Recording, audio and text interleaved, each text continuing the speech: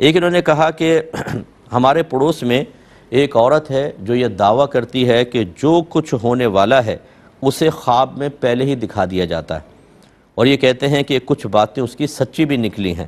تو ایسا دعویٰ کرنا اور اس دعوے پر یقین کرنے والے کے بارے میں کیا حکم ہوگا؟ دیکھیں، یہ بالکل غلط دعویٰ ہے کہ مجھے پہلے خواب میں دکھا دیا جاتا ہے۔ اگر فرض کر لیں خواب میں بھی دکھا دیا جائے تو عام آدمی کا خواب کوئی شرعی حجت نہیں ہوتا۔ صرف انبیاء علیہ السلام کا خواب یہ وحی الہی کی ایک صورت ہوتی ہے، ورنہ صحابہ کرام، اہل بیت اطہار، بڑے سے بڑا ولی، خواب شرعی حجت نہیں ہوتا۔ شرعی حجت یعنی حجت کہتے ہیں دلیل کو، شرعی دلیل نہیں ہوتا۔ شرعی دلیل نہ ہونے کا مطلب یہ ہے کہ اس کے تقاضے کے مطابق عمل کرنا کوئی ہم پر لازم نہیں ہوتا۔ اور خاص طور پہ اگر وہ یہ کہتی ہے کہ جیسے یہ بتا رہی ہے کہ غیبی امور مجھ پہ منکشف ہوتے ہیں، جو کچھ ہونے والا ہے پہلے بتا دیا جاتا ہے، یہ نبیوں کے ساتھ ہوتا ہے، کسی کے ساتھ نہیں ہوتا۔ لہٰذا ہمارے اکابرین نے لکھا ہے ایسا کوئی دعویٰ جو ہے وہ شیطان ذہن میں ڈالتا ہے۔ بعض چیزیں جیسے کچھ صحیح نکلیں تو شیطان کچھ چیزوں کو ایسا کر دے گا، خبریں دے دے گا جو اس کو کسی طرح معلوم ہوئیں تو آئندہ ویسا ہو جائے گا۔ اور اس میں جو دعویٰ کرنے والا ہے اگر وہ سچ کہہ رہا ہے، ویسے تو یہ فراڈ ہوتا ہے، اکثر عورتوں کو تو فراڈ ہی ہوتا ہے، یہ سمجھ لیجئے، بالکل پکی فراڈن ہوتی ہیں یہ۔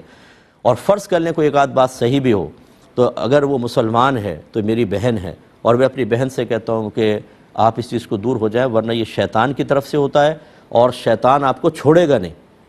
آپ خود سوچیں ایک آدمی فاسق ہو، فاجر ہو، نماز نہیں پڑھتا، کیا وہ اللہ کا اتنا محبوب ہو جائے گا کہ بڑے بڑے مفتیان کرام، علماء کرام، اولیاء عظام کو یہ نعمت حاصل نہ ہو؟ لیکن اس کے لیے آپ خود سوچ لیں کہ آپ کا کون سا ایسا کمال ہے کہ اللہ تعالیٰ کی رحمت آپ کی طرف متوجہ ہو کر آپ کو غیبی امور پر مطلع کر دے گی۔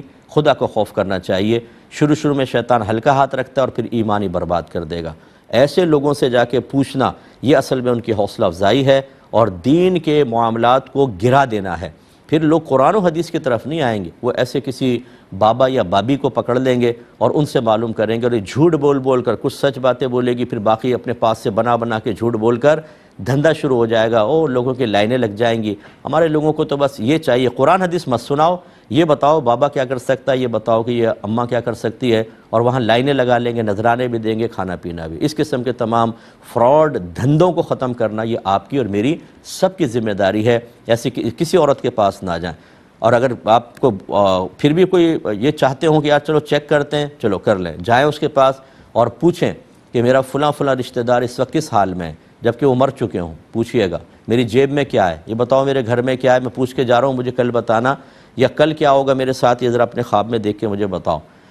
نہیں بتا سکتے، یہ خواہ کے یعنی کسی کو ایک تو ہوتا ہے کہ آپ چلو یار معلوم کرتے ہیں اس لیے تو نہیں جا سکتے، لیکن کسی کو ذلیل کرنے کے لیے، شرمندہ کرنے کے لیے، اس کے فراڈ کو اور دھوکے کو ظاہر کرنے کے لیے اس قسم کی امور کی طرف توجہ کر سکتے ہیں، اس سے زیادہ نہیں، ورنہ اپنے ایمان کی پرواہ کریں، ختم ہو سکتا ہے۔